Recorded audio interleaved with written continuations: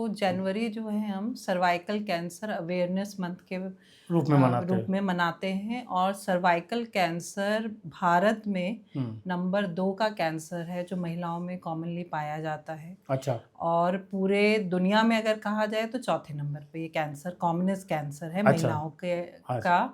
और इसका जो है औसतन माना गया है कि 100,000 महिलाओं में 25% महिलाओं को सर्वाइकल कैंसर पाया गया है। अच्छा दोस्तों नमस्कार, मैं हूं शैलेंद्र सिंह और आप देख रहे हैं हमारा YouTube चैनल शब्द शैलेंद्र सिंह।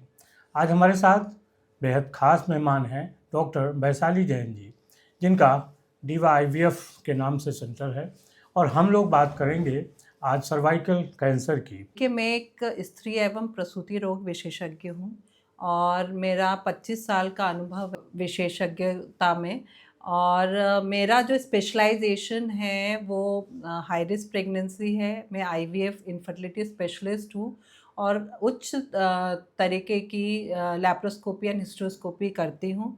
और आई हैव बीन ट्रेन, मैंने बहुत जगह से ट्रेनिंग ली है, इटली से ली है और इंडिया के जो मशहूर सेंटर्स हैं उनमें से भी मैंने ट्रेनिंग लेके अपने ज्ञान को बढ़ाया है। लेकिन आज हम लोग बात करेंगे सर्वाइकल कैंसर पे। तो सबसे पहले तो लोग ये जानना चाहते हैं कि सर्वाइकल कैंसर है क्या?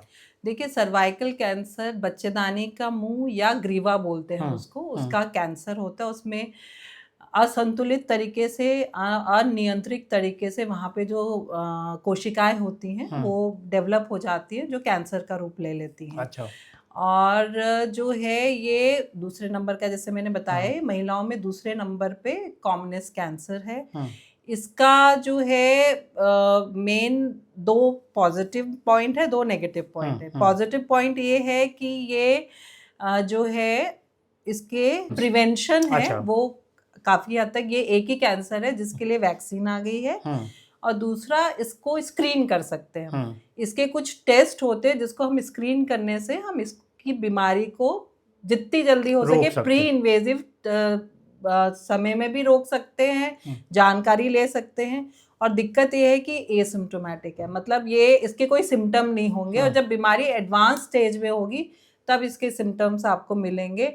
और दूसरा जो ये कॉमनेस, मोर्टेलिटी और मोर्बिडिटी, औरतों में मृत्यु दर भी इससे बहुत ज़्यादा है और बहुत सारे मॉर्बिडिटी वर्ड मतलब पेशाब की दिक्कत और बहुत सारी बीमारियां, बहुत सारी लाइफ से रिलेटेड चीज़ें इसमें हो जाती हैं अगर ये कैंसर हो जाता है। अगर हम इसका कारण जानना चाहें तो कॉमनेस्ट जो कारण है इसका ह्यूमन पैपिलोमा वायरस है। अच्छा। ये एक तरह के इन्फेक्शन की वजह से ये कैंसर होता है। तो 90 to 95% में HPV इन्फेक्शन ये कैंसर कॉज करता है और 5% में कुछ और अननोन फैक्टर्स हैं जो कैंसर करते हैं। तो अब HPV इन्फेक्शन क्यों होता है? HPV इन्फेक्शन जो है, जब कोई भी महिला का सेक्सुअली एक्टिव होती हैं तो सेक्सुअली ट्रांसमिटेड वजह से HPV इन्फेक्शन होता है। और वो हर महिला को कभी ना कभी उसके जब उसका रिप्रोडक्टिव एज होता है उसमें कभी भी हर महिला को होता है और वो अपने आप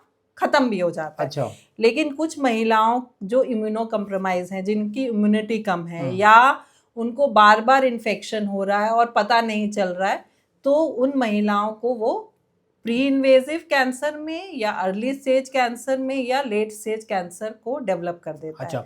तो इसीलिए जो हम प्रिवेंशन की बात कर रहे हैं तो वैक्सीन जो है हम लोग इसको एज अर्ली एज 9 साल की लड़कियों को लगाने की कोशिश कर रहे हैं और 9 से 15 साल तक उनका जो है डबल डोज होता है और 15 साल से ऊपर 45 इयर्स तक की महिलाओं में ये 3 डोजेस में लगाया जाता है। HPV वैक्सीन बोलते हैं उसको। लेकिन इसका मतलब ये है कि अगर किसी की एज 20 साल से ज़्यादा भी हो गई है या उसकी शादी हो गई 30 साल तो भी वो इसको लगा सकती है। इंडिया में हमने 45 इयर्स तक की एज पे हम इसको लगा रहे हैं। अच्छा। एक सवाल उठता है बार बार कि ये इन्फेक्शन क्या शादी के बाद ही ज़्यादा होता है या जो मल्टी सेक्सुअल जो देखिए, शादी और वो तो हम उस चीज़ पे डिस्कशन ना करें कि शादी और वर्ड हम ना करें। जब भी फीमेल सेक्सुअली एक्टिव होती है या उसका सेक्सुअल इंटरकोर्स होता है तो ये इन्फेक्शन कभी भी किसी भी लेवल पे हो सकता है ये, क्योंकि सेक्सुअली ट्रांसमिटेड होता है। और दूसरा जो है, मान लीजिए मल्टीपल पार्टनर्स हैं तो इन्फेक्शन होने के चांसेस ज़्यादा हैं। जिस महिला को हम कहते हैं कि पुराने ज़माने में जैसे औरतों की जल्दी एज में शादी हो जाती थी, तो उनको भी कैंसर होने की संभावना ज़्यादा होती थी, क्योंकि वो एक्सपोज हो गई इस इन्फेक्शन से। ठीक है, तो जब भी कोई महिला की जल्दी शादी होगी, जल्दी बच्चे होंगे, मल्टीपल प्रेगनेंसीज होंगे, मल्टीपल सेक्सुअल पार्टनर्स होंगे, इम्यूनो कॉम्प्रोमाइज्ड होंगी, तो उनको ये इन्फेक्शन होने के चांसेस ज़्यादा हैं और फिर ये कैंसर होने की संभावना उनमें बढ़ जाती है। अच्छा, क्या ये आनुवंशिक भी है? आनुवांशिक नहीं है, ये सेक्सुअली ट्रांसमिटेड होता है इन्फेक्शन, तो वो आनुवांशिक नहीं है। अच्छा, कुछ और जो बचाव क्या क्या कर सकते हैं महिलाएं?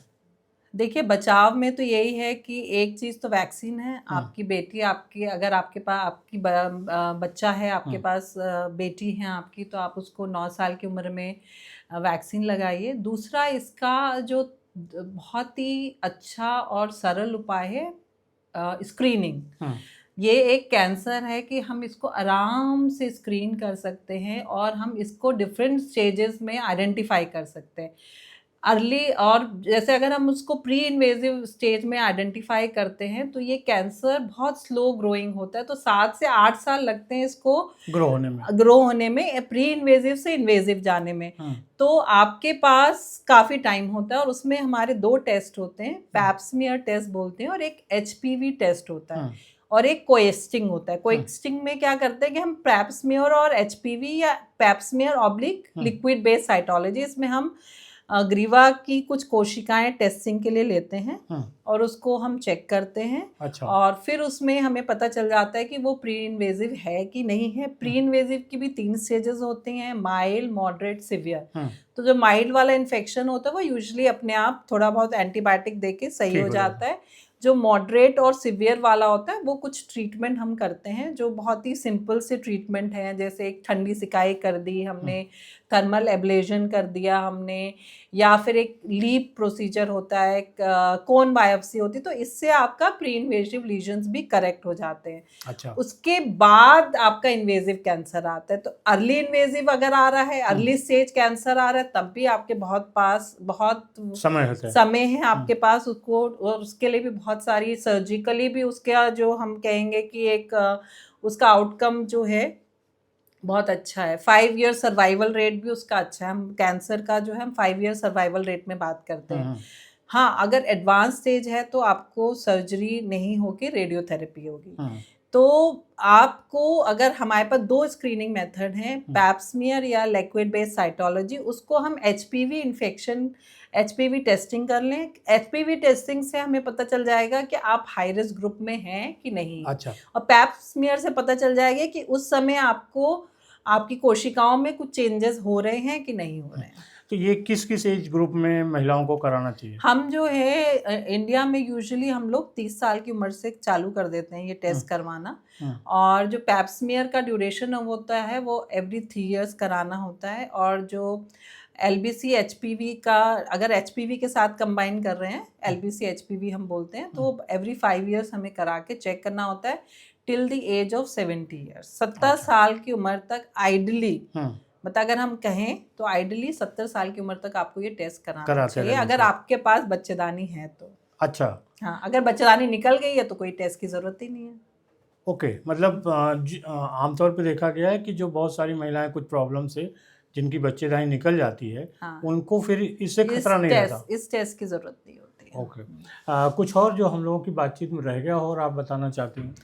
देखिए, जो है कुछ सिम्टम्स भी होते हैं इसके, जैसे एबनॉर्मल फाउल स्मेलिंग डिस्चार्ज होता है, माहवारी के बीच में इंटरमेंस्ट्रुअल ब्लीडिंग बोलते हैं वो होता है, या फिर संभोग करने के बाद महिलाएं, कभी कुछ महिलाएं हमें कहते हैं कि उनको धब्बा आ गया, ब्लीडिंग हो गई, उसको पोस्ट क्वाइटल ब्लीडिंग बोलते हैं।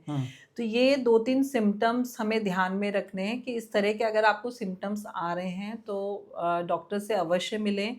और जो है HPV वैक्सीन के साथ आपको स्क्रीनिंग टेस्ट ज़रूर करवाना चाहिए, जो हम पैप्समियर या फिर LBC HPV का जो टेस्ट होता है, कोएक्स टेस्ट, वो आपको करा के इसको हम रोक सकते हैं। और WHO की जो नया ग्लोबल स्ट्रैटेजी आई है उनका ये है 90%, 70%, 90%। तो WHO का टारगेट है 2030 तक 90% लड़कियों को वैक्सीन लग जाए पूरे वर्ल्ड में। 70% महिलाओं जो 35 साल की हैं से 45 ईयर्स तक सब स्क्रीन हो जाएं, और 90% महिलाएं जिनको early invasive cancer pre invasive cancer पता चल रहा है उनका ट्रीटमेंट हो जाए। तो दोस्तों ये थी सर्वाइकल कैंसर पे हमारी डॉक्टर साहब के साथ बातचीत। आपको कैसी लगी ज़रूर बताइएगा। कोई आपका सवाल हो तो भी आप कमेंट बॉक्स में करिएगा, हम उस पर बाद में चर्चा करेंगे। कोई आपको जानकारी चाहिए तो भी बताइएगा। डॉक्टर साहब बहुत शुक्रिया आपका कि आपने इतनी महत्वपूर्ण जानकारी दी। धन्यवाद। और दोस्तों आपका भी शुक्रिया कि आप इतने लंबे समय तक हम लोगों को देखते रहे। धन्यवाद।